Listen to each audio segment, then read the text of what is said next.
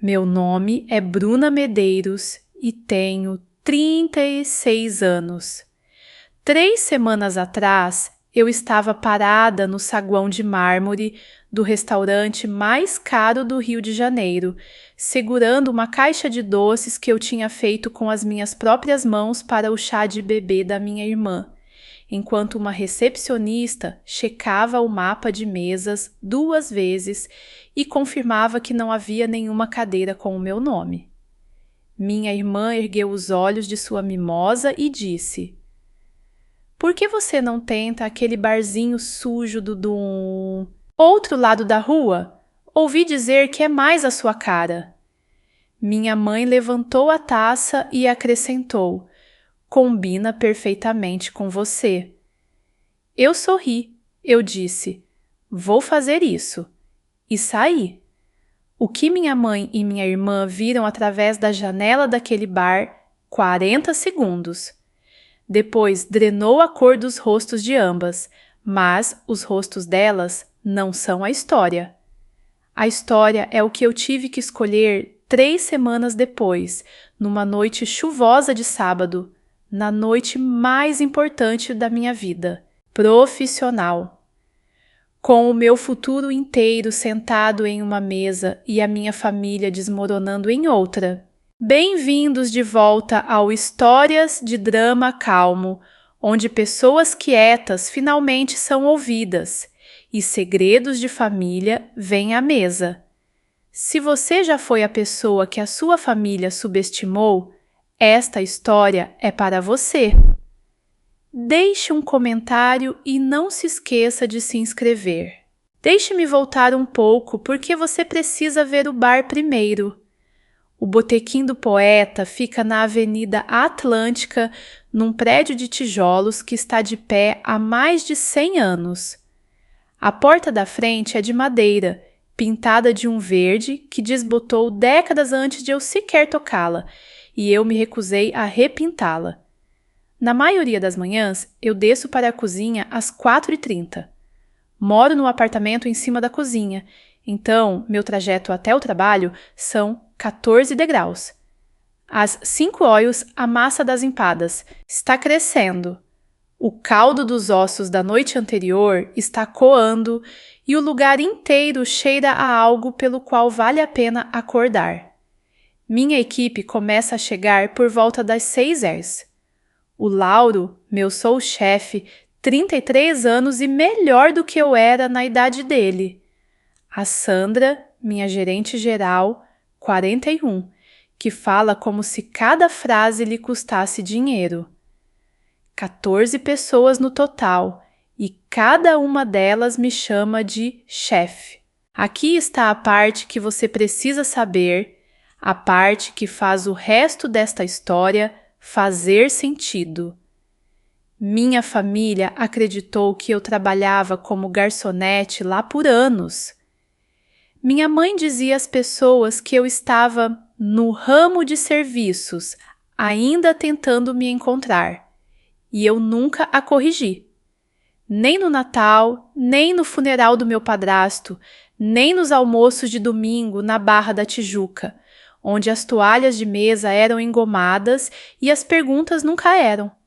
Há um certificado emoldurado, pendurado na minha cozinha, bem ao lado da pia de lavar pratos, onde o vapor enrola o canto da moldura um pouco mais a cada mês.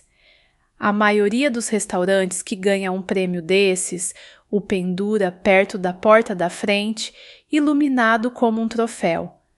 O meu fica onde apenas as pessoas que suam por ele podem ver.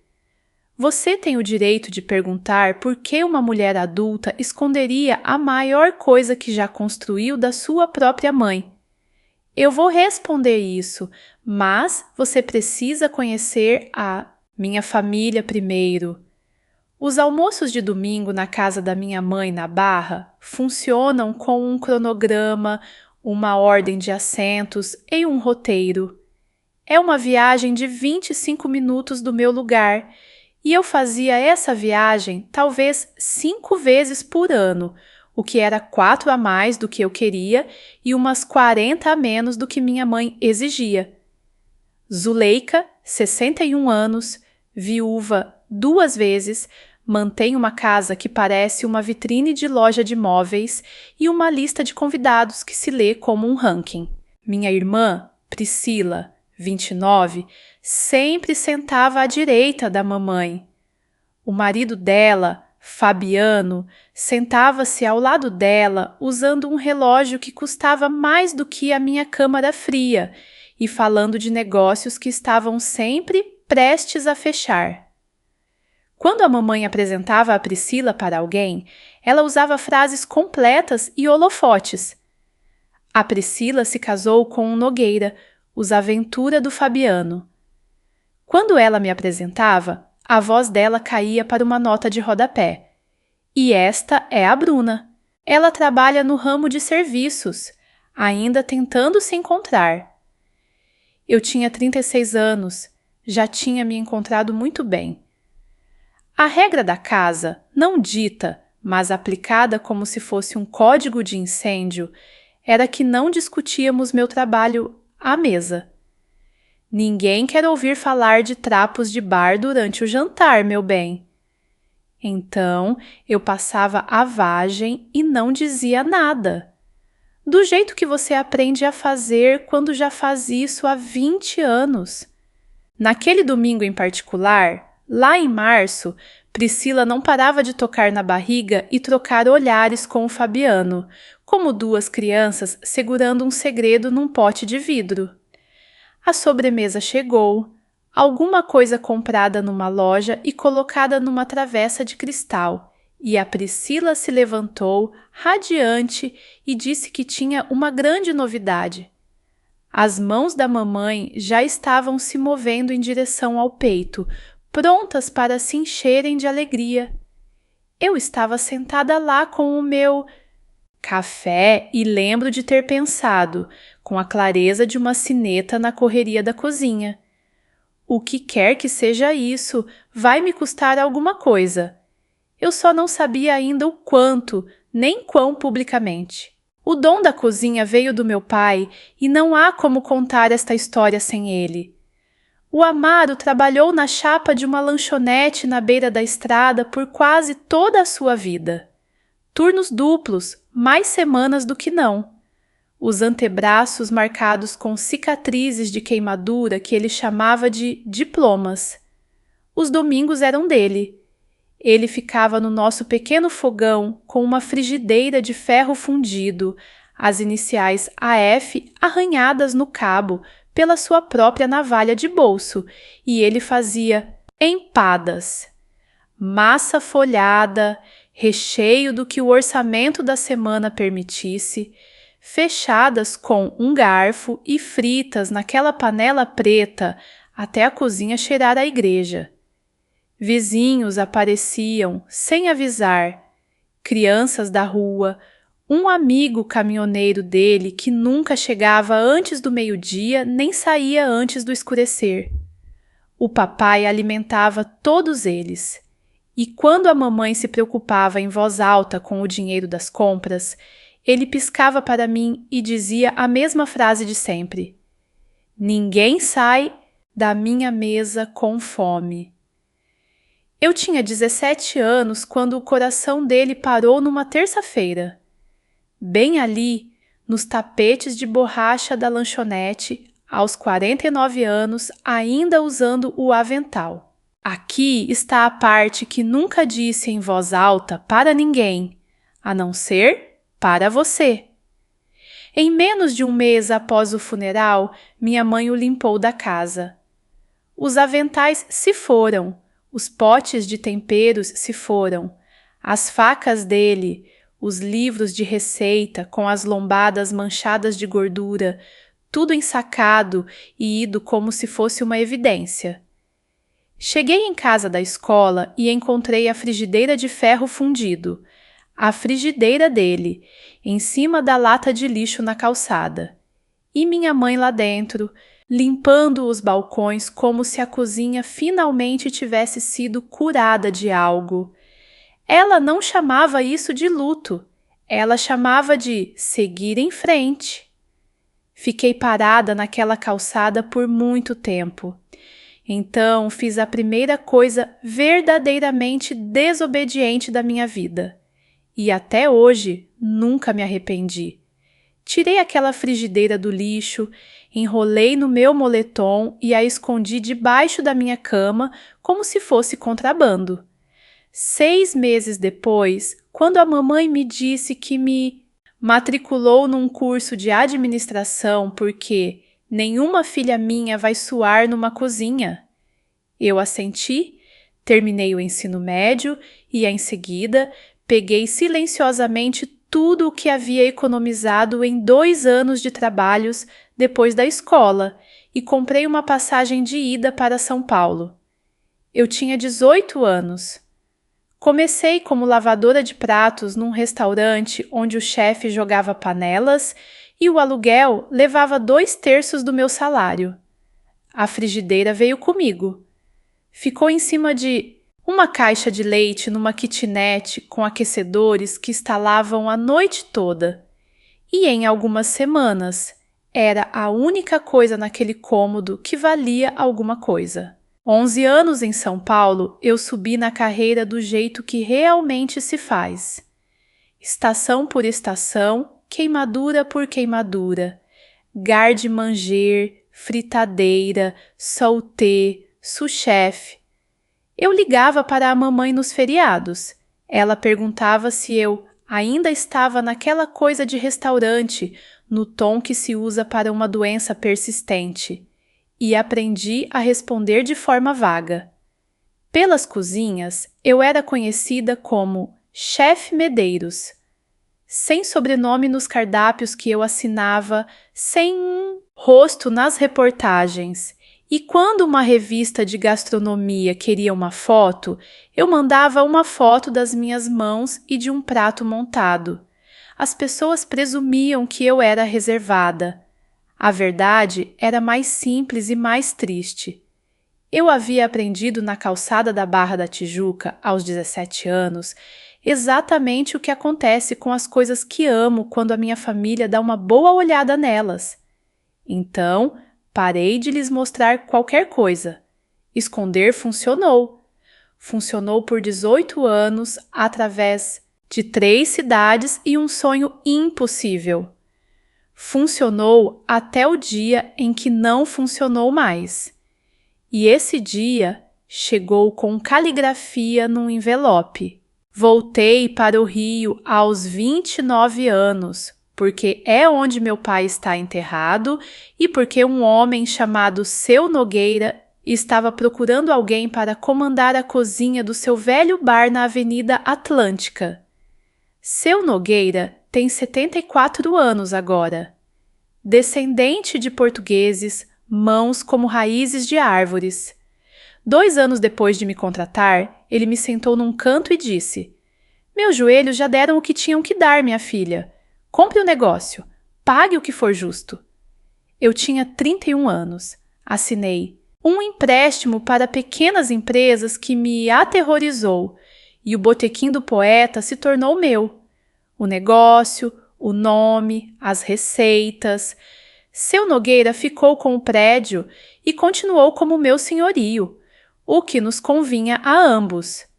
E por 12 anos, primeiro em São Paulo e depois aqui, eu alimentava uma conta poupança separada para um único propósito: comprar as paredes, ser dona do tijolo. Nunca mais deixar que ninguém decidisse a qual mesa eu pertencia. Então, a incorporadora Orla apareceu. Você já viu o trabalho deles, mesmo que não conheça o nome. Eles compram quarteirões antigos, os reformam e os alugam de volta para pessoas que não podem pagar por eles. Eles já haviam comprado a maior parte da Avenida Atlântica. O carro-chefe deles foi inaugurado bem em frente a mim. Um palácio de vidro e mármore chamado Meridiano, com manobrista e uma lista de espera de 3 meses. No final de março, Seu Nogueira me chamou em seu pequeno e bagunçado escritório no andar de cima e deslizou um papel pela mesa. A orla quer o meu prédio. Eu disse a eles que a minha chefe tem direito de preferência. Esse foi o nosso acordo. E eu mantenho acordos, mas estou velho, Bruna.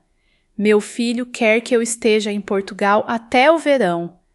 Você tem 6 semanas para conseguir seu financiamento. Olhei para 12 anos de sacrifício sentados numa conta, perto, mas não confortável, e disse que estaria pronta. 2 dias depois, seu Nogueira ligou de novo. A orla tinha aumentado a oferta em 20%. Agora, deixe-me falar sobre o certificado ao lado da pia.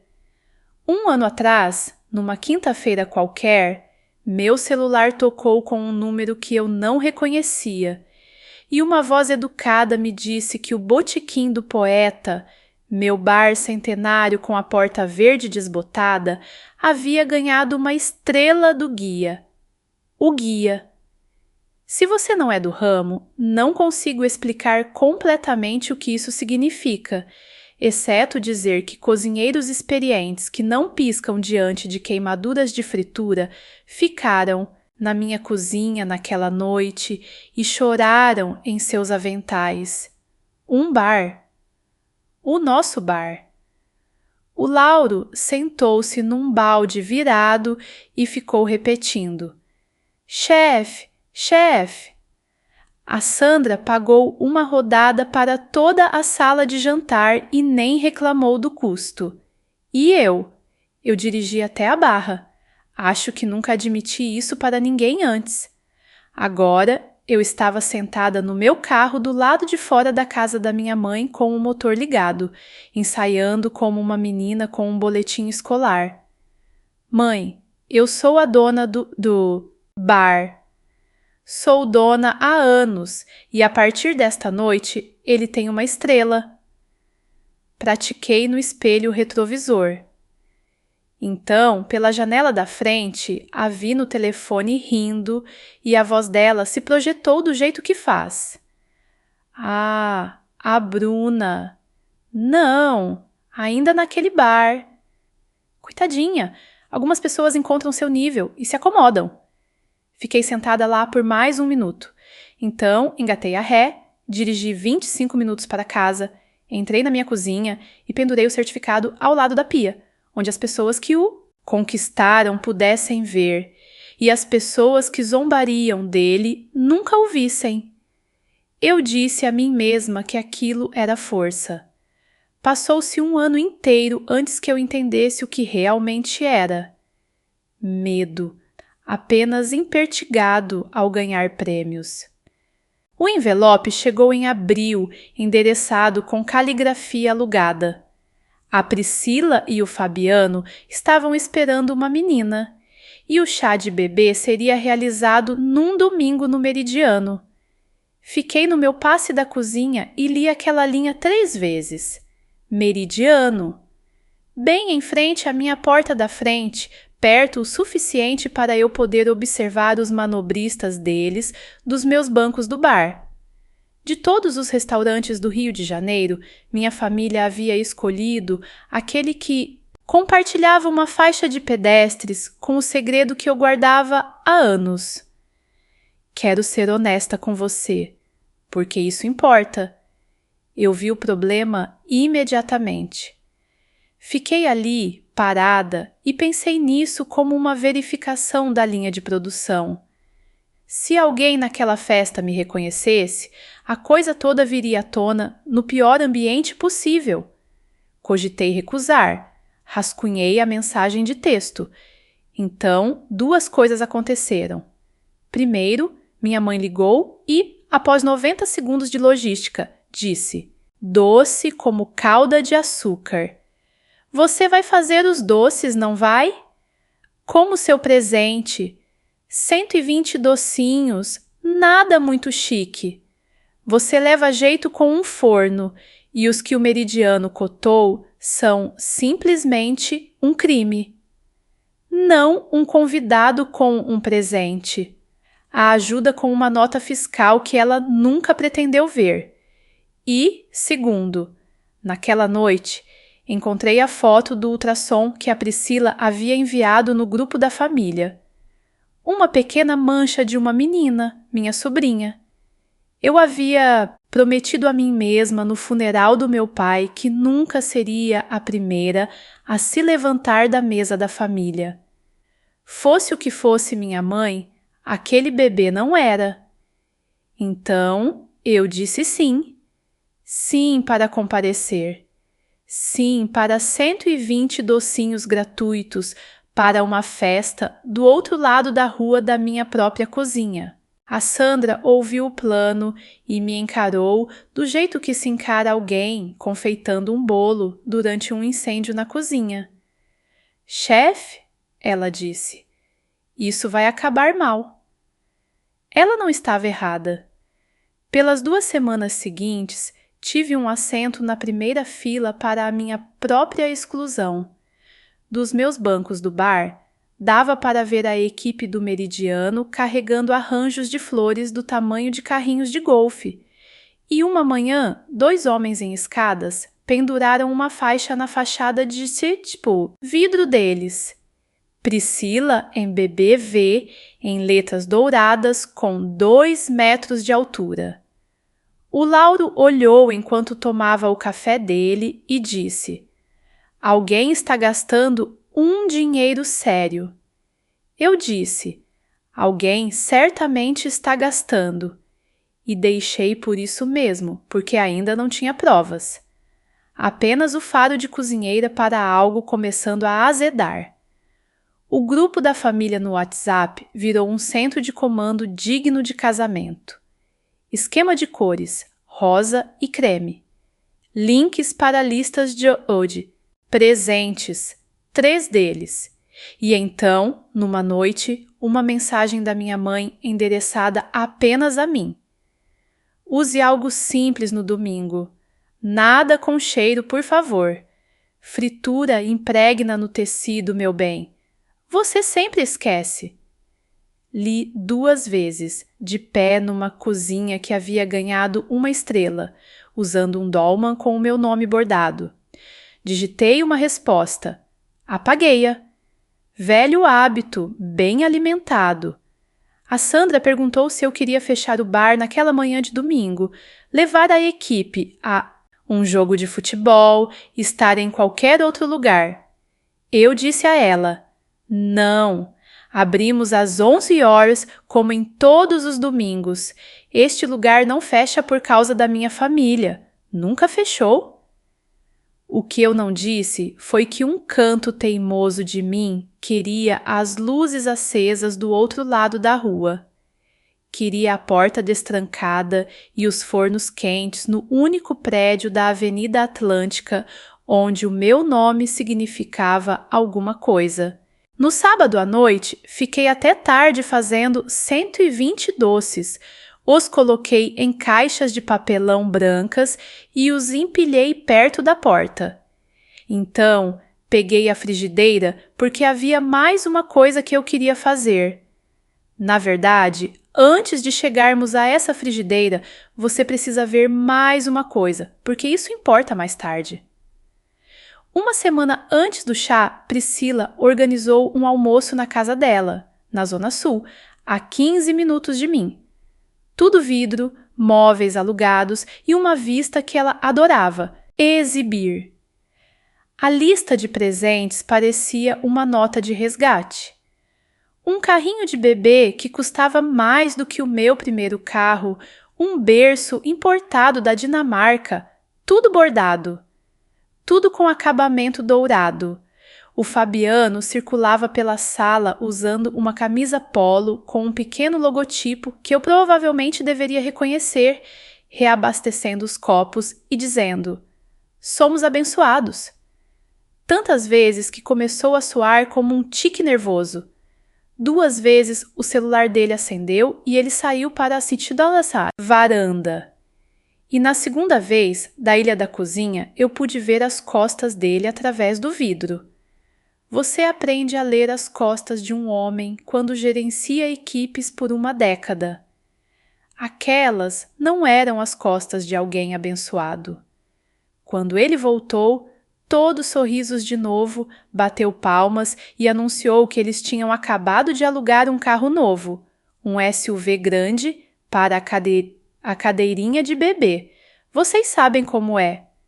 Mais tarde, carregando as caixas de presente para o depósito da Priscila, eu estava no banco de trás daquele carro e uma pasta escorregou de debaixo do banco do motorista na primeira freada brusca. Contrato de aluguel, 36 meses. Uma mensalidade com a qual se poderia alugar um bom apartamento e um post-it amarelo brilhante na primeira página que dizia: Último aviso, ligue para nós. Deslizei a pasta de volta para debaixo do banco e não disse nada, porque não era o meu casamento e não era da minha conta. Mas eu arquivei isso da Ju, mesma forma que se arquiva o cheiro de gás. De onde exatamente vinha o dinheiro para faixas douradas de 2 metros e berços importados? Eu disse a mim mesma que alguém naquela família deveria guardar os recibos. Aconteceu de ser eu. Na quinta-feira, antes do chá, dirigi os 25 minutos até a Barra para deixar as amostras dos doces, porque minha mãe simplesmente não podia aprová-las sem ver.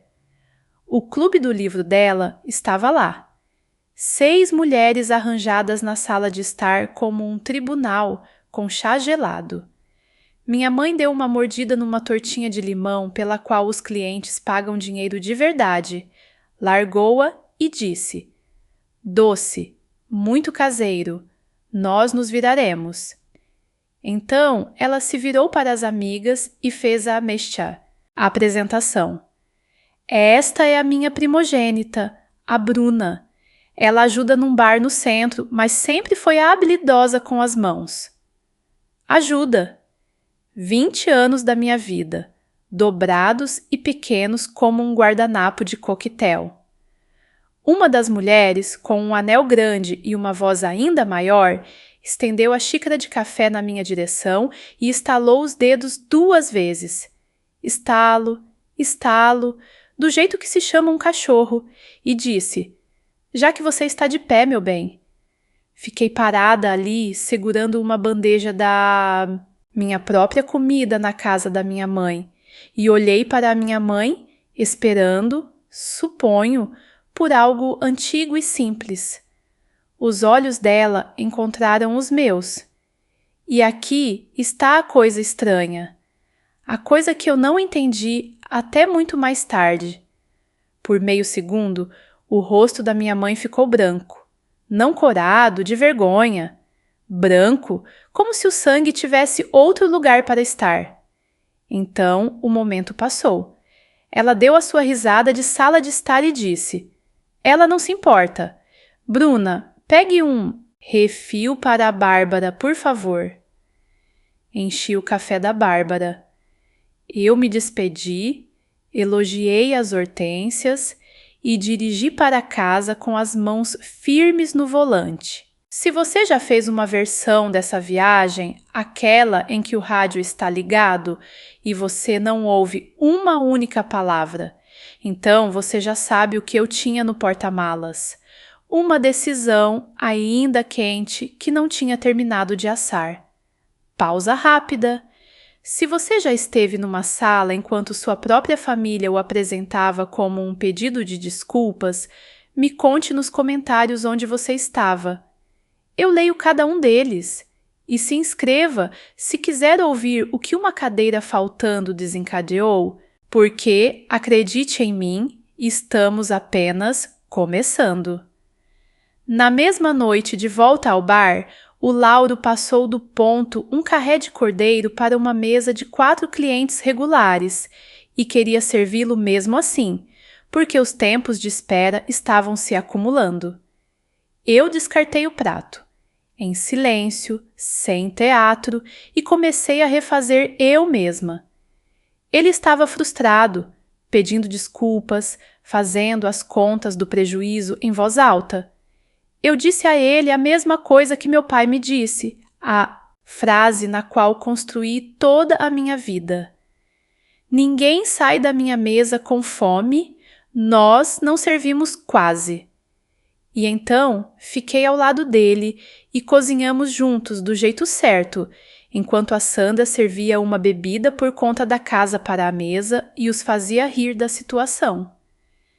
Essa é toda a religião, bem ali. Olha, preciso que você veja o que o botequim do poeta realmente é numa noite de terça-feira, porque a minha família nunca viu. Enfermeiras do turno da noite do hospital, a 2 quarteirões daqui, ainda de uniforme, dividindo o escondidinho de carne seca. Um eletricista chamado Rodrigo, que ocupa a banqueta do canto desde a era do seu Nogueira. 2 professoras aposentadas que vêm toda semana e discutem sobre livros. Pessoas com mãos como as do meu pai. O meridiano do outro. Lado da rua tinha um porteiro decidindo quem parecia certo. A minha porta estava escorada com um tijolo. Por volta das 20h, um homem no bar se apresentou. Jornalista gastronômico, respeitado, escrevia para uma das grandes revistas da cidade. Ele deslizou o cartão dele pela mesa e disse a coisa que eles sempre dizem. O bar que ganhou uma estrela e ninguém consegue uma entrevista. Quero a história real. Nome, rosto, história, tudo isso. Um perfil completo. Meu nome verdadeiro, impresso. Meu rosto numa página que o clube do livro da minha mãe poderia realmente ver. Olhei para aquele cartão sentado no meu bar como um fósforo aceso em palha seca. Eu disse a ele o que havia dito a todos eles por anos. Depois passei metade da noite me perguntando por que a palavra não estava começando a ter um gosto diferente. Na manhã seguinte, seu Nogueira desceu as escadas mais devagar do que o normal e sentou-se na ponta do bar com seu café. E eu soube antes mesmo que ele abrisse a boca. A orla tinha aumentado a oferta uma segunda vez. Pior, eles tinham ficado espertos. Eles não queriam mais apenas o prédio. Eles queriam o bar também.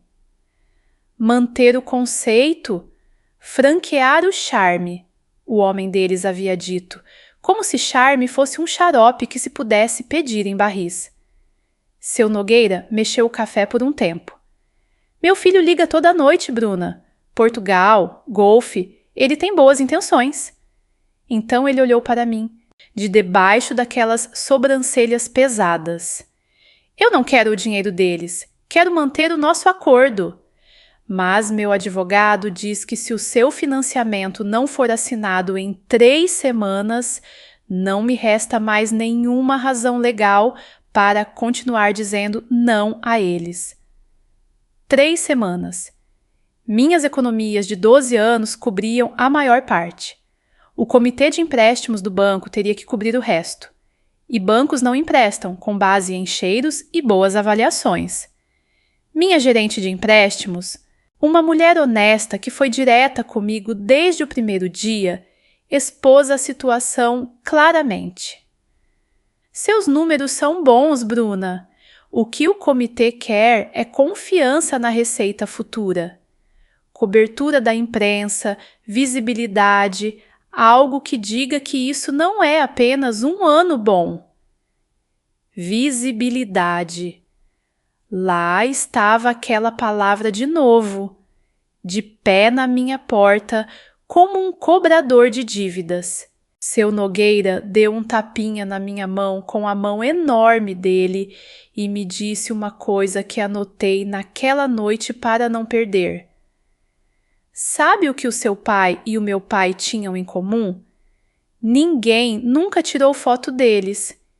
E isso não diminuiu o trabalho. Então, ele subiu as escadas arrastando os pés e, antes que eu terminasse de limpar o bar, meu telefone tocou com um número do Rio que eu não conhecia. Quase deixei tocar. Dado tudo, talvez eu devesse. Era uma produtora de televisão. Ela falava rápido e alegremente, do jeito que as pessoas fazem quando estão acostumadas a ouvir sim. Um programa nacional de gastronomia, um nome conhecido, estava montando um episódio sobre joias escondidas do Novo Rio. E eles queriam o Botequim do Poeta como peça central. O bar que ganhou uma estrela, ela disse, e eu murmurei a frase junto com ela. Eles filmariam um serviço completo de uma noite, o que iria ao ar no outono. E então ela nomeou a data que haviam reservado para a filmagem e eu tive que sentar num barril de chope. O sábado, dali a 3 semanas, o aniversário de 1 ano da estrela, a noite em que já havíamos planejado servir a empada do meu pai como prato especial, a mesma semana do prazo do seu Nogueira. Minha gerente de empréstimos quase pulou do telefone quando eu lhe contei. Bruna, essa transmissão é a confiança do Comitê de Empréstimos. Embrulhada para presente. Assine a autorização. E havia mais um detalhe, do tipo que o meu setor vive.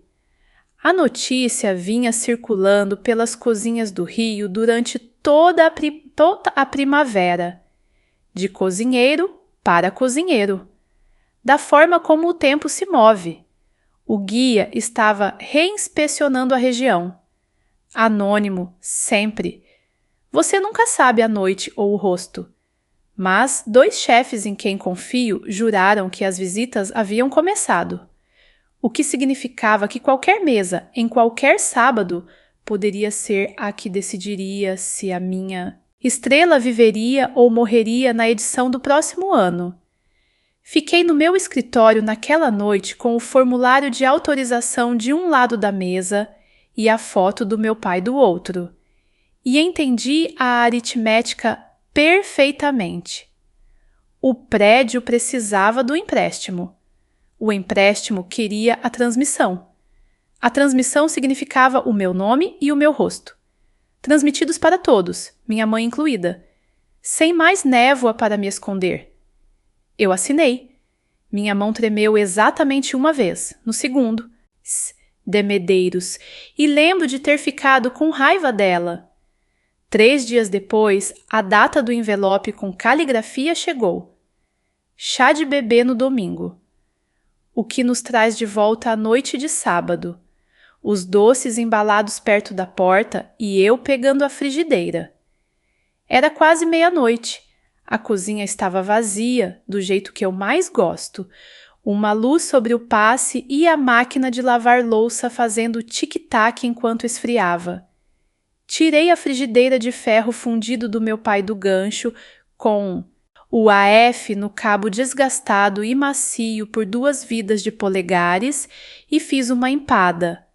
Não 120. Uma. Recheio de pêssego, porque era a fruta da estação e porque ele gostava. Fechada com um garfo, frita naquela panela preta, esfriada numa grade, enquanto eu sentava no balde virado do Lauro e a observava como se ela pudesse falar. Foi o que decidi no caminho de volta para casa, da Barra, em algum lugar entre o estalar de dedos e a minha garagem. Eu não podia entregar à minha família a verdade sobre a minha vida. Tentei imaginar de 100 maneiras, e todas terminavam com eles segurando a verdade de forma errada. Mas eu podia entregar à minha irmã uma coisa verdadeira. A Priscila tinha 10 anos quando que o papai morreu. Ela não se lembra da cozinha de domingo, do caminhoneiro que nunca ia embora, das marcas do garfo. Ela teve toda a sua ideia do nosso pai de segunda mão, de uma mulher que jogou a frigideira dele no lixo. Então, encontrei uma caixa de lata na minha prateleira, do tipo antigo, com tampa articulada, e coloquei a empada dentro, sobre papel manteiga, e, ao lado dela, coloquei uma fotografia que carreguei por 3 cidades. O Amaro, na chapa da lanchonete, no meio de uma risada, com a espátula erguida como a batuta de um maestro. Num cartão, escrevi: sua filha deveria saber quem foi o avô dela. Ele teria alimentado a festa inteira. Com amor, Bruna. Amarrei a caixa com barbante de açougueiro vermelho do rolo da minha estação. Foi a primeira coisa que fiz para a minha família como eu mesma, como a filha do meu pai, em 19 anos. Coloquei-a em cima das caixas de doces para não amarelar. Depois subi e dormi como uma ré. O domingo amanheceu claro e cruel. Uma daquelas manhãs de abril no Rio, em que a luz não tem paciência. Coloquei um vestido azul marinho, simples e passado, sem perfume, conforme as instruções. Às 10h15, empilhei as caixas de doces e a lata com o barbante vermelho num carrinho de mão, esperei o sinal de pedestres como uma boa cidadã e atravessei a rua de 2 pistas da minha porta verde, desbotada, para a porta de vidro do meridiano. 40 segundos, porta a porta. Eu havia contado isso 100 vezes dos meus bancos do bar sem nunca, nem uma vez, ter feito a viagem. Lá dentro, o meridiano era tudo o que prometia. Mármore sob os pés, orquídeas vindas de algum lugar caro, uma arpista afinando junto às janelas e um mapa de mesas num cavalete de latão. 40 nomes em caligrafia. A equipe de cinza movia-se como se estivesse coreografada. Rolei meu carrinho em direção à entrada de serviço, porque sei como as cozinhas funcionam. E foi aí que aconteceu. A primeira rachadura no dia. Um jovem cozinheiro segurando a porta aberta avistou-me e ficou completamente imóvel. Depois, 1 segundo inclinou-se para fora, olhou e desapareceu lá dentro. E, pela fresta, ouvi um silvo percorrer a linha de produção deles como uma corrente elétrica. A sous-chefe apareceu, limpando as mãos, talvez com uns 30 anos, de olhar aguçado, e olhou para mim como se já me tivesse visto antes. Porque ela tinha. Metade dos cozinheiros deste bairro já comeram no meu bar em suas noites de folga e me viram comandar: "Upa, passe!" "Chefe", ela disse, mal acima de um sopro. "Chefe Medeiros, do botequim." E na voz dela estava a coisa que a sala de jantar da minha família nunca, nem uma vez, conteve. Levei um dedo aos lábios.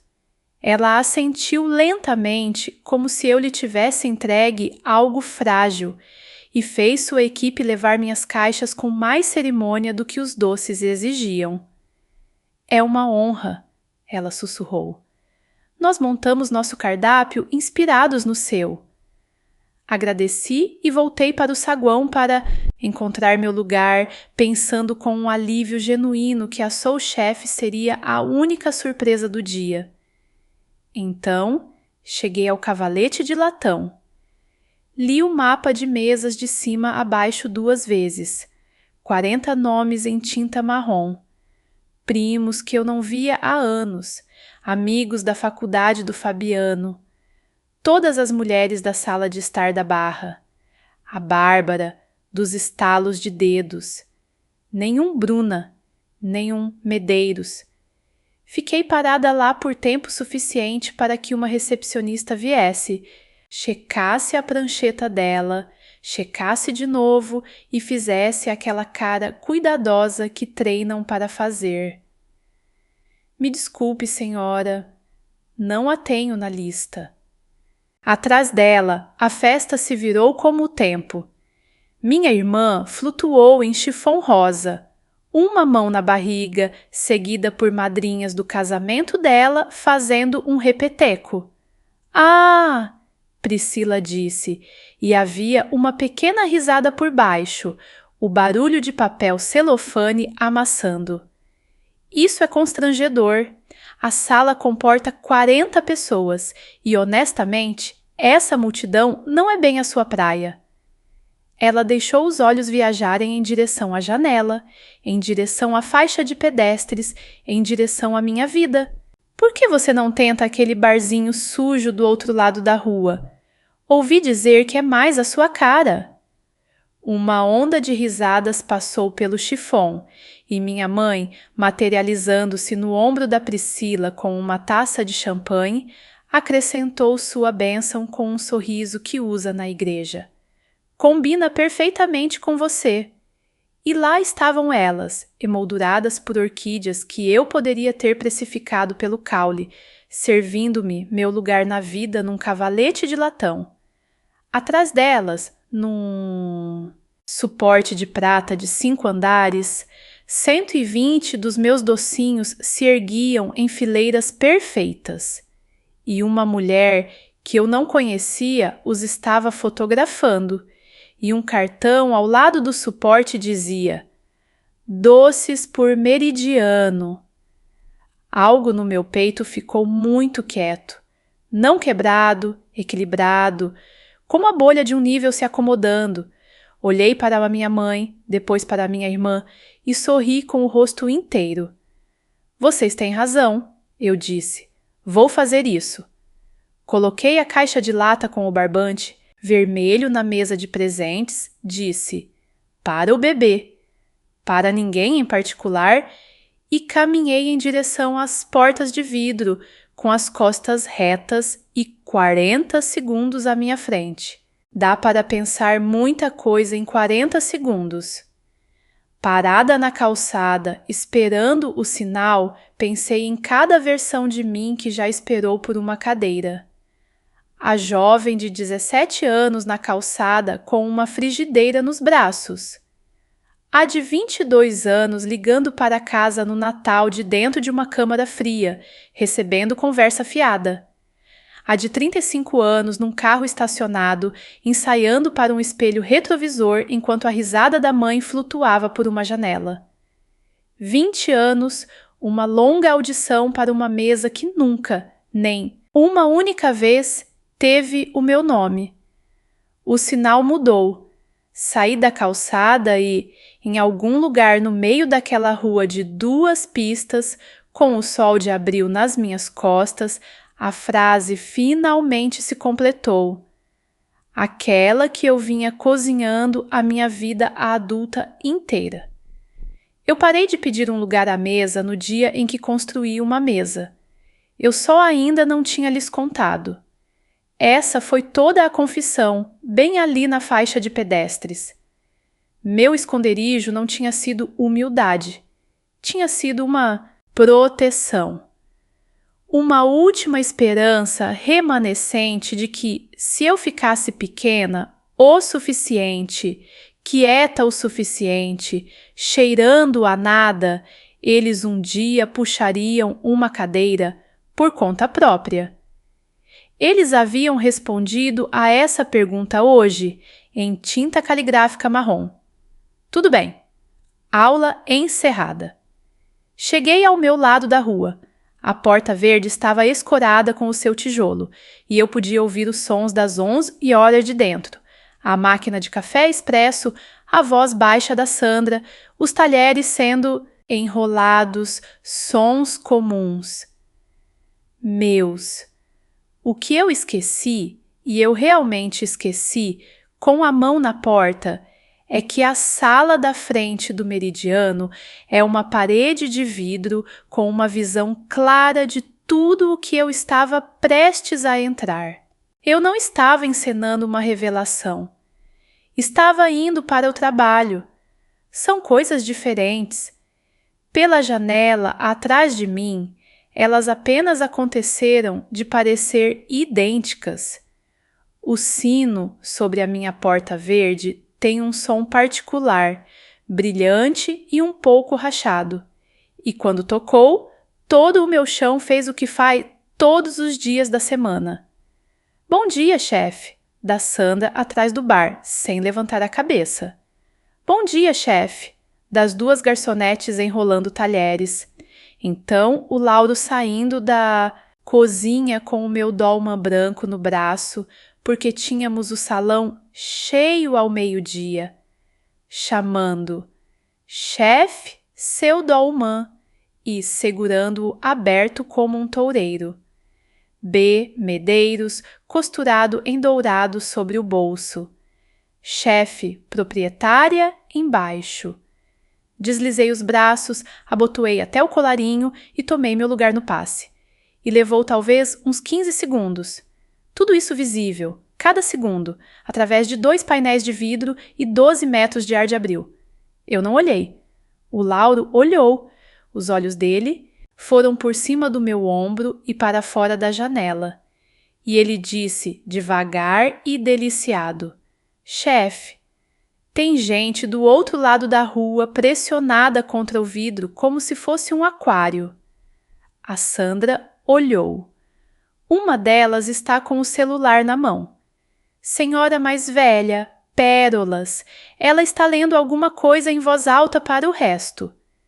Descobri mais tarde exatamente o que a Bárbara estava lendo, porque ainda está online.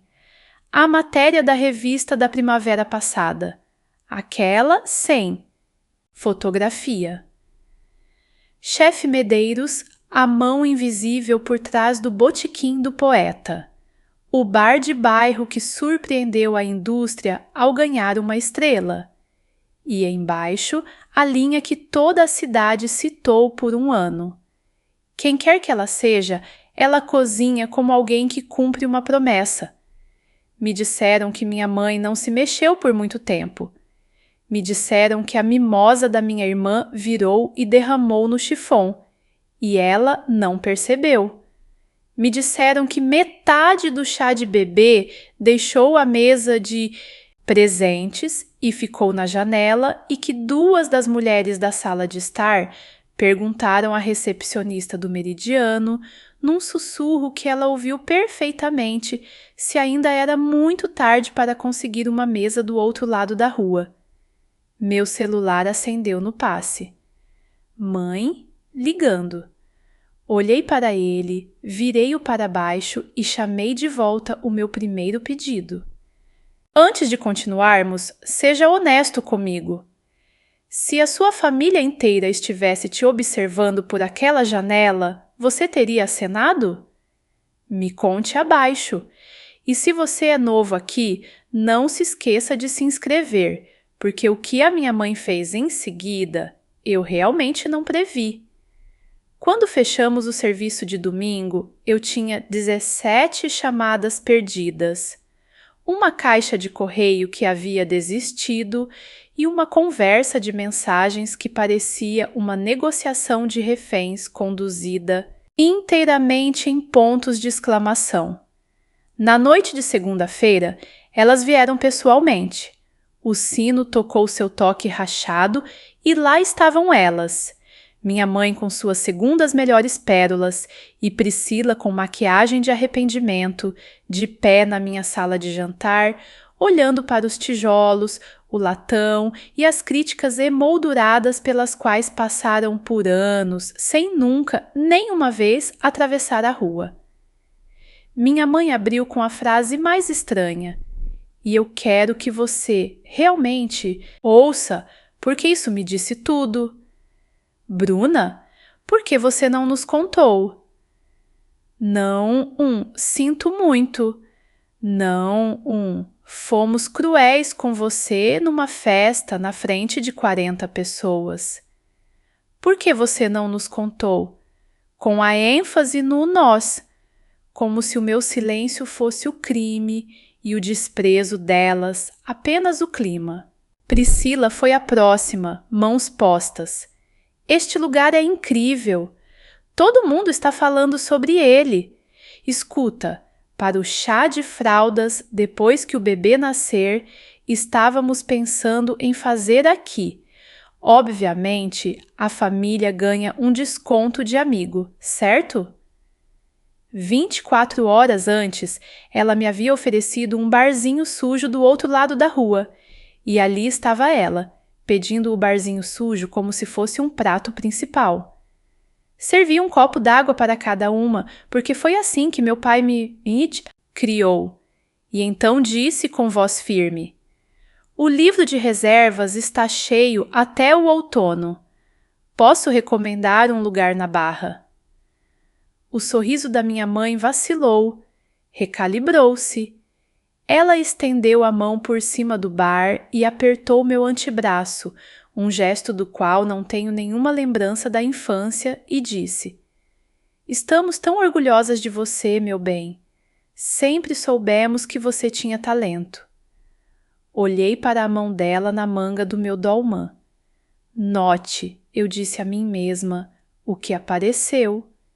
Antes do pedido de desculpas. O pedido de desculpas, na verdade, nunca chegou. Quero te mostrar a versão desta história que eu quase contei. Naquela semana, a Sandra lançou um plano sobre o inventário, com a cara de quem preenche um formulário de imposto.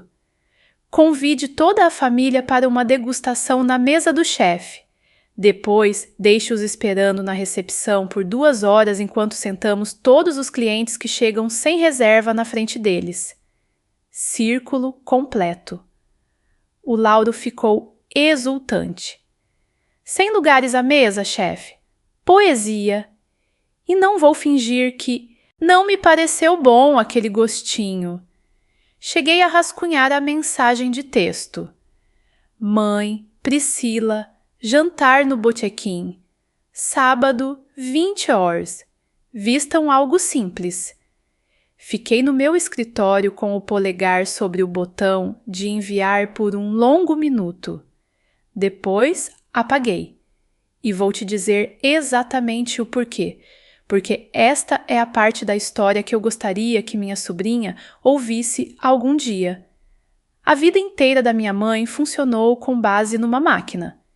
Decida quem importa, arranje as cadeiras para provar isso.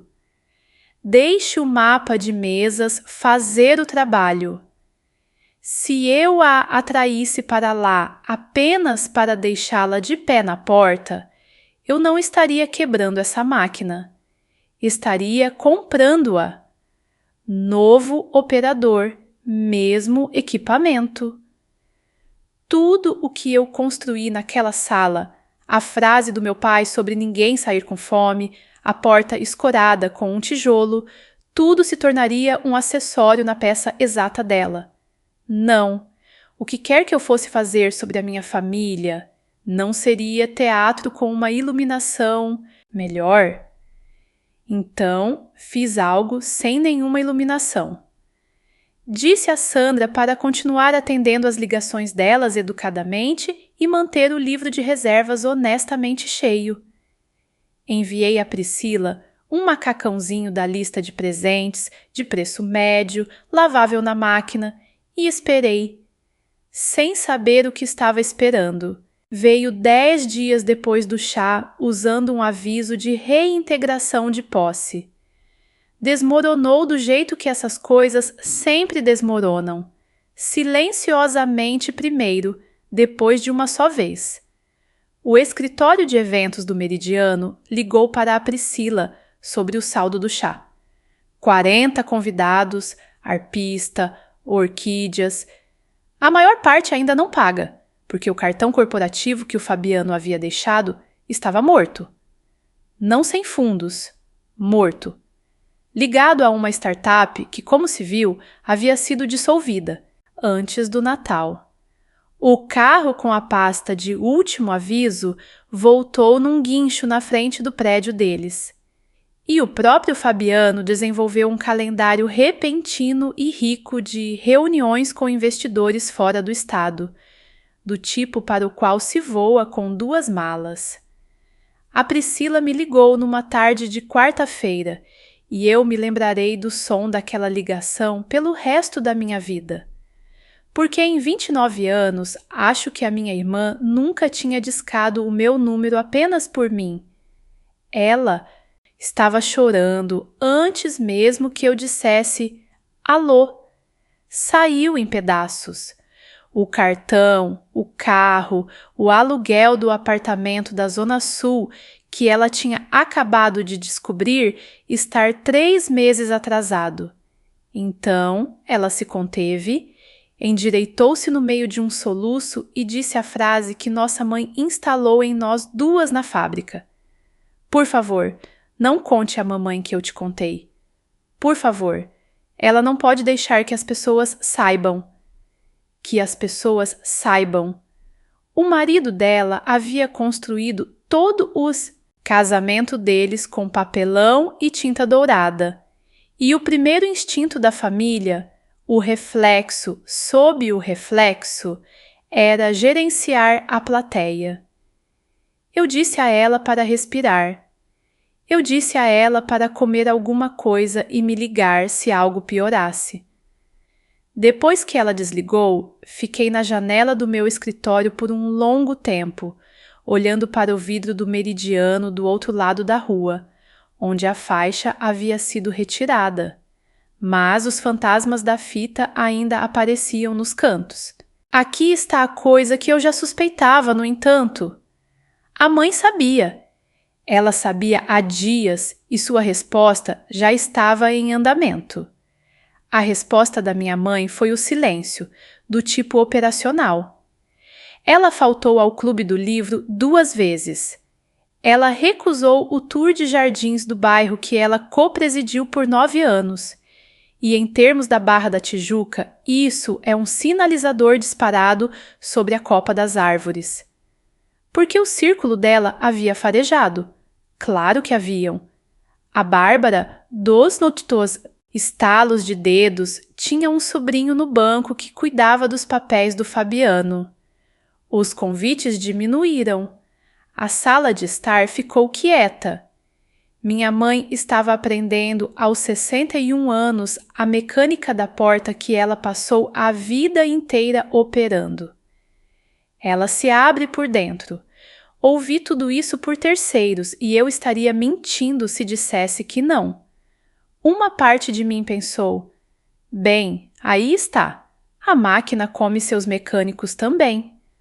Mas então veio a noite de terça-feira.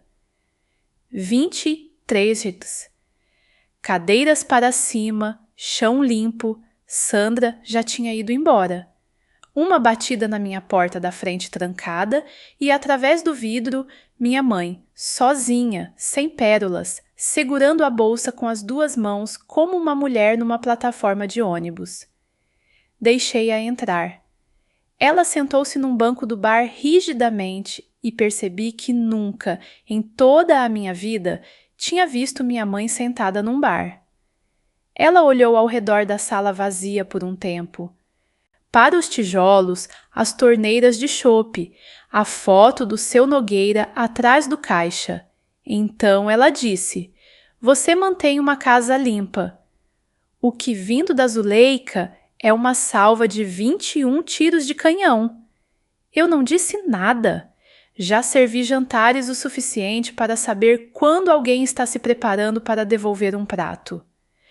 A mão dela alisou a bolsa no colo 2 vezes. E então minha mãe disse algo que eu esperei a minha vida adulta inteira para ouvir, embora tenha chegado por uma porta que eu nunca esperava. Há uma coisa que nunca contei a vocês, meninas. Antes, quando o seu pai era vivo. Ela olhou para mim. Preciso que você saiba por que odeio o cheiro de uma cozinha. Ela falou por quase 1 hora e eu vou te contar do jeito que ela me contou. Simples.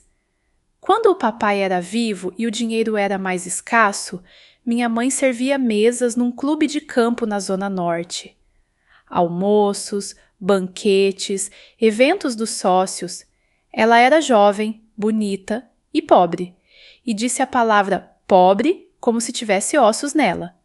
Numa tarde, num banquete do Dia das Mães, ela estava servindo uma mesa de mulheres da sua idade quando uma delas, querendo mais café, não disse uma palavra. Estalou os dedos 2 vezes. Minha mãe se virou com o bule e sorriu, porque as gorjetas nos alimentaram naquele mês. E, Parada na porta do salão de banquetes, numa visita escolar, segurando flores de papel, estavam suas 2 filhinhas, assistindo a mãe vir quando chamada, como um cão de caça. Você não se lembraria, ela disse. Eu teria uns 4 anos. A Priscila ainda não tinha nascido, então devia ser eu e minha prima. E não, eu não me lembro. Ela sim.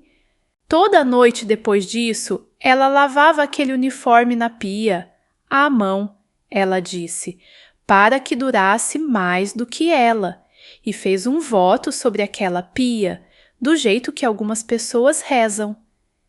Minhas filhas se sentarão à mesa, minhas filhas nunca carregarão o bule. Quando o seu pai morreu, ela disse, e a voz dela não vacilou, achatou-se. Olhei para os aventais dele naquele armário e não conseguia respirar. Eu não estava jogando ele fora, Bruna. Estava jogando fora o bule. E então você o pegou do lixo, fugiu e construiu sua vida inteira em torno dele. E toda vez que eu olhava para você, eu me via naquele salão de banquetes.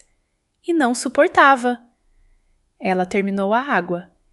Eu a reabasteci. Eu entendi, finalmente, aquele estalo na sala de estar e o rosto dela ficando branco. Ela não estava ignorando minha humilhação. Estava se afogando na sua própria.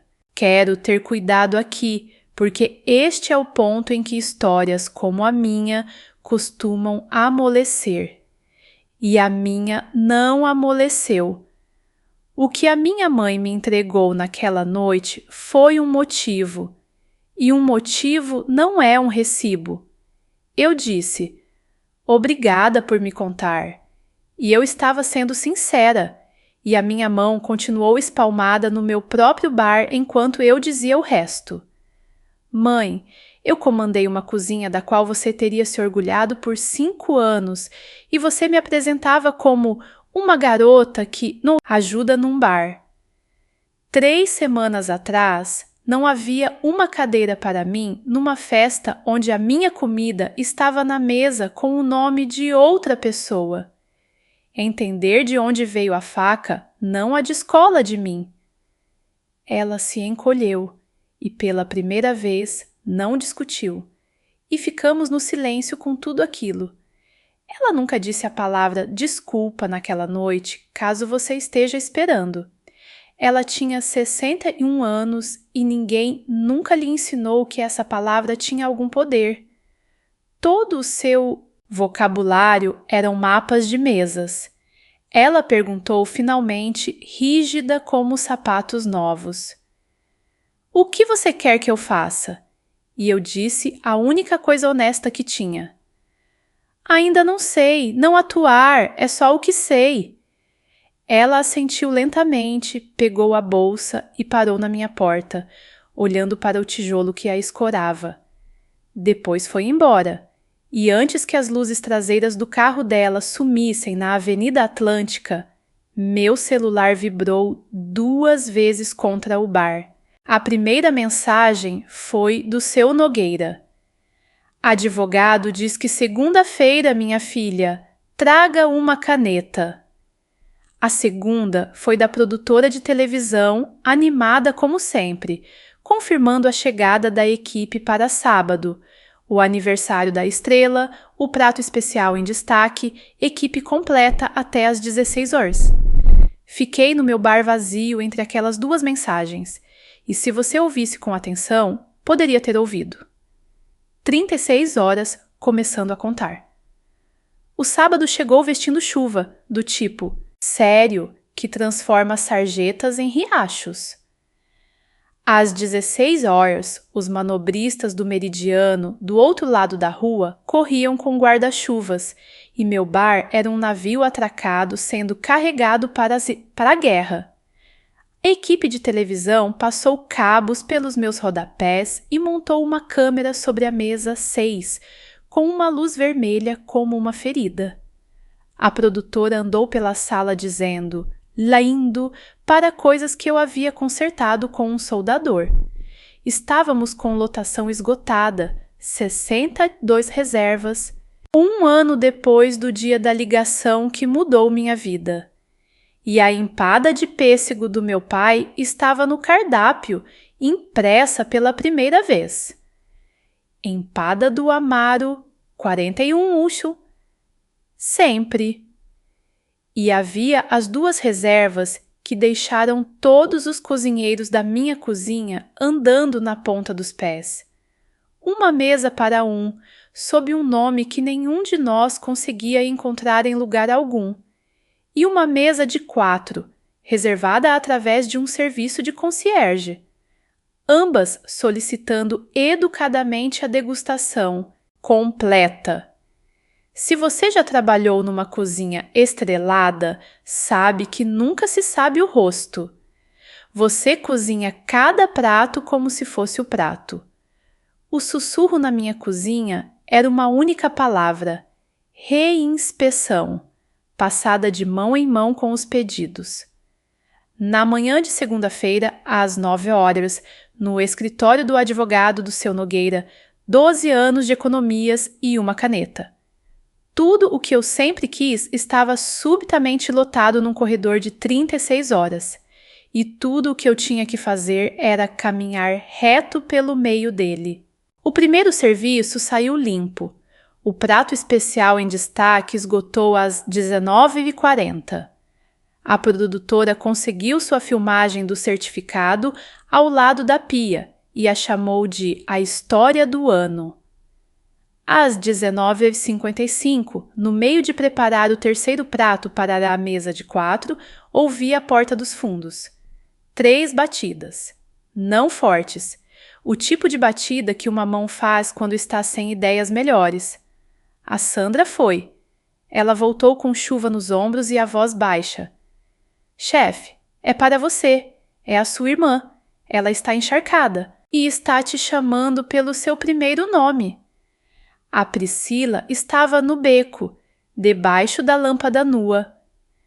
Grávida de 8 meses, sem guarda-chuva, cabelo colado no rosto, rímel escorrendo em 2 rios cinzas. Ela segurava uma única folha de papel que ficou translúcida na chuva. E quando me viu, estendeu-a como uma criança entregando algo quebrado. A caligrafia do Fabiano. Não li tudo. As palavras para o melhor e quando as coisas se estabilizarem foram suficientes. Homens, como o Fabiano sempre se despedem na voz passiva. Ele havia voado naquela manhã. As contas conjuntas estavam congeladas, aguardando algo com advogados. O apartamento da Zona Sul estava para ser desocupado no final do mês. E a mãe, ela disse, não estava atendendo, porque o celular da mãe havia se tornado algo que ela escondia. Minha irmã ficou no meu beco com a chuva escorrendo do queixo e disse: eu não sabia para onde mais ir. Então, o rosto dela se dobrou ao meio. Bruna, no chá não tinha uma cadeira porque eu não coloquei uma. Eu disse à organizadora que os números funcionavam melhor com 40. Ela estava soluçando agora. Uma mão na moldura da porta, outra na barriga. Eu fiz isso porque você me faz sentir pequena só de estar aí. Você sempre fez. Você nem mesmo tenta. E agora não há uma cadeira para mim em lugar nenhum do mundo, e a única porta que está aberta é a sua.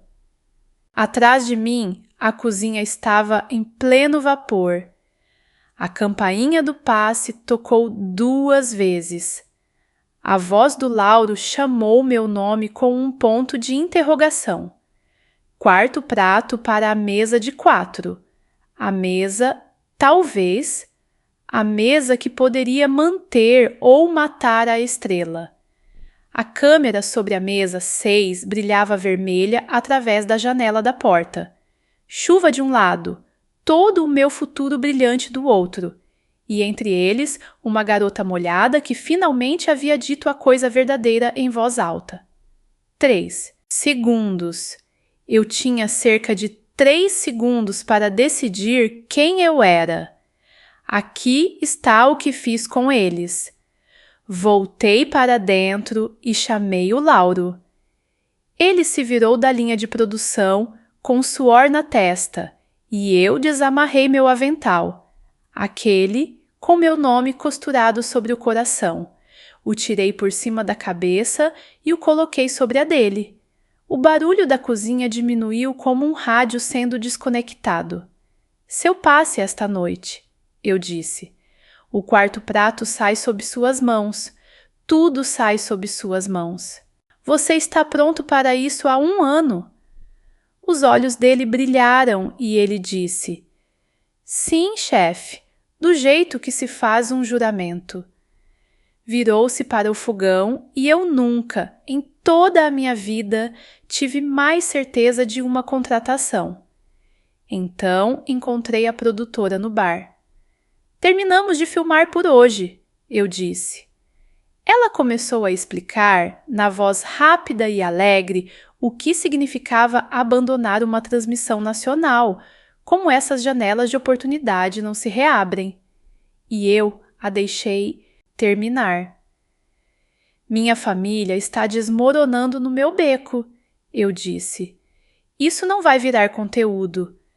Arrume as câmeras. Eles arrumaram. Então, voltei pela minha cozinha, tirei a frigideira do meu pai do gancho e a coloquei na chapa. E fui até a prateleira do meu escritório, onde uma caixa de lata com barbante de açougueiro vermelho estava fechada desde o chá de bebê. A sous-chefe do Meridiano a tinha trazido do outro lado da rua depois de desmontarem a festa e a colocado nas minhas mãos, dizendo apenas: Isso ficou na mesa de presentes, chefe. Trouxe a Priscila para dentro pela cozinha, pingando, e ninguém na minha equipe sequer piscou, porque eu os treinei e as maneiras deles são as minhas. Sentei-a na mesa dos funcionários, no canto, a surrada onde acontecem as refeições da equipe. Abri a lata e aqueci a última empada do nosso pai na panela preta, do nosso pai, enquanto o melhor serviço da vida do meu restaurante acontecia ao meu redor, sob o comando de outra pessoa. Coloquei o prato na frente dela com a fotografia ao lado. O Amaro, no meio de uma risada, com a espátula erguida. Coma, eu disse. Ninguém sai da minha mesa com fome, nem mesmo aqueles que me machucaram. A Priscila olhou para a fotografia, depois para o prato, e comeu a comida do pai dela pela primeira vez em 19 anos. Chorando do jeito que se chora quando a coisa que te machuca finalmente tem um nome. Dizendo que tinha gosto de infância. Dizendo que sentia muito de todas as maneiras quebradas que tinha, nenhuma delas atuada. E eu, parada ali, numa cozinha funcionando perfeitamente sem mim, finalmente vi o certificado ao lado da pia pelo que eu o havia transformado. Uma arma numa gaveta. Uma prova guardada para um dia do juízo final, quando eu a jogaria na cara das pessoas que me magoaram. Passei 20 anos me medindo com a fita métrica da minha mãe, só que do outro lado. Olhei para o Lauro comandando meu passe, para minha irmã comendo a comida do meu pai, para a luz vermelha sobre a mesa, 6 apagada. E larguei a fita métrica, tudo isso para sempre. Toda escolha tem uma conta, e eu quero te mostrar a minha, detalhada, porque histórias que pulam a conta estão mentindo para você. As palavras de despedida da produtora foram profissionais e frias como o ar de uma câmara fria. Esta foi uma janela de oportunidade única, chefe. Espero que tenha valido a pena. O espaço na programação foi para um chefe de Florianópolis e com ele foi a confiança fácil do comitê de empréstimos. Na manhã de segunda-feira, as Noiveuder Sentei-me no escritório do advogado do seu Nogueira de qualquer maneira. Assinei pelo prédio com a estrutura mais segura e mais lenta que o próprio seu Nogueira havia colocado na mesa meses antes, quando me disse que mantinha seus acordos. Minhas economias de 12 anos de entrada, o saldo devido ao seu Nogueira e seus herdeiros num cronograma. Sem nenhum empréstimo para a expansão por trás. A segunda unidade que eu havia rabiscado em guardanapos, o pátio, o balcão da Tête-Dieu, padaria com o nome do Lauro nele. Tudo isso foi adiado por pelo menos 1 ano, talvez 2. Assinei cada página com a mão firme. O seu Nogueira me observou fazer isso, depois deixou as velhas chaves de latão na minha palma e dobrou meus dedos sobre elas com as 2 mãos dele. Não disse absolutamente nada, o que vindo do seu Nogueira é um discurso. E a mesa de 4, a mesa, talvez, a degustação que saiu sob as mãos do Lauro enquanto eu aquecia uma empada para minha irmã. Foi impecável, ela me disse, e eu acredito nela. E aqui está o fim honesto dessa linha. Nunca descobri quem eram. Você nunca descobre. A próxima edição do guia estava a meses de distância. E pela primeira vez, desde que uma ligação de quinta-feira mudou minha vida, descobri que podia esperar sem roer as unhas. A estrela se manteria ou não. A empada precisava ser aquecida de qualquer maneira. Naquele domingo, às 6 da manhã, alguém bateu na minha porta da frente trancada e, através do vidro, vi uma mulher de calça jeans. Eu nunca tinha visto minha mãe de calça jeans. 61 anos, cabelo preso num elástico simples, de pé na manhã lavada pela chuva do lado de fora da minha porta verde, numa hora que ela antes chamava de hora de agricultores e criminosos. Eu abri. Ela ficou na porta com o queixo erguido, porque algumas arquiteturas nunca mudam, e disse: "Ainda não sei como dizer aquela coisa que você uma vez disse. A palavra continua entalada." Uma respiração. "Então, eu gostaria de fazer algo com as minhas mãos, se você me ensinar." Atrás dela, a rua estava vazia e o céu estava começando a ficar rosado. Afastei-me e a deixei entrar. Não a abracei e ela não estendeu a mão. Não somos um filme, somos uma família. E as famílias se movem em centímetros. Tirei um avental limpo do gancho perto da câmara fria, do tipo de lona simples, que toda a minha equipe usa, e o segurei. E minha mãe, que jogou uma frigideira no lixo há 19 anos, inclinou a cabeça e me deixou amarrá-lo em seu pescoço. Mostrei a ela como enfarinhar a bancada, como dobrar, virar um quarto, dobrar de novo. Como a massa diz as suas palmas quando já chega. Ela era péssima nisso e ficou mesmo assim, com os pulsos mergulhados na farinha, as pérolas em casa, numa gaveta. Não nos resolvemos naquela manhã. Ela ainda é azuleica. 2 semanas depois, ela tentou reorganizar meu balcão da recepção e eu a mandei de volta para a massa. Mas, quando a primeira fornada saiu, torta e dourada, ela olhou para o que suas mãos haviam feito e eu olhei para ela, para o avental empoeirado de branco e lhe devolvi sua própria frase, limpa. Combina perfeitamente com você. Minha mãe riu. E então, silenciosamente, na mesa da confeitaria, com as mãos sujas de farinha, ela finalmente disse a palavra. Aqui é onde todos acabaram, porque vocês merecem a prestação de contas. A Priscila se mudou para o pequeno apartamento do 2º andar do meu prédio na semana em que o contrato de aluguel da Zona Sul expirou. E ela cuida da minha contabilidade 3 manhãs por semana agora. O primeiro contra-cheque da sua vida adulta. E ela o emoldurou como um diploma. A piada é dela, não minha. O Fabiano ressurgiu em São Paulo com um emprego assalariado e um cronograma negociado por advogado. O primeiro pagamento da pensão alimentícia foi compensado em junho. E não tenho exatamente mais nada a dizer sobre o Fabiano. Minha mãe perdeu o círculo da sala de estar. A Bárbara diz às pessoas que é uma pena o que aconteceu com a Zuleika. E o Tour de Jardins encontrou uma nova co-presidente. E o mundo dos mapas de mesas se fechou sobre a ausência dela como água, do jeito que sempre faz, porque aquele mundo não foi construído para sentir falta de ninguém. A vida continua do outro lado da rua também. O meridiano está prosperando. Os manobristas correm. As orquídeas chegam frescas às terças-feiras. E a Orla comprou o quarteirão atrás do meu no mês passado. Eu não podia consertar nada disso e parei de me cobrar por isso.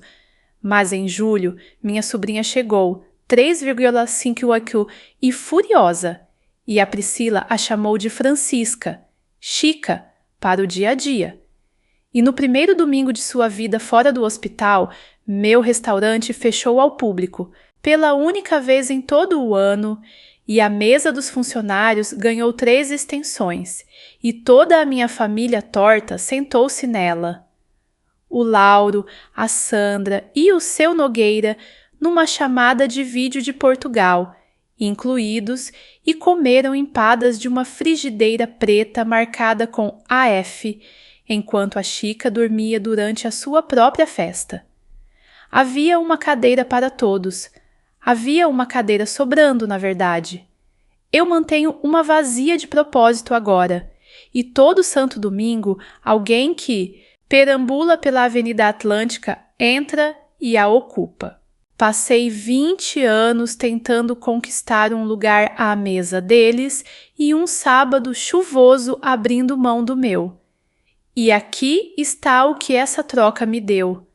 Seu valor nunca foi algo que você prova para pessoas que se recusam a olhar. É algo que você cozinha para o mundo de qualquer maneira, até que aqueles que importam encontrem o caminho para a sua cozinha. Essa é a minha história. Um lugar faltando, uma travessia de rua e uma mesa que nunca fica sem cadeiras.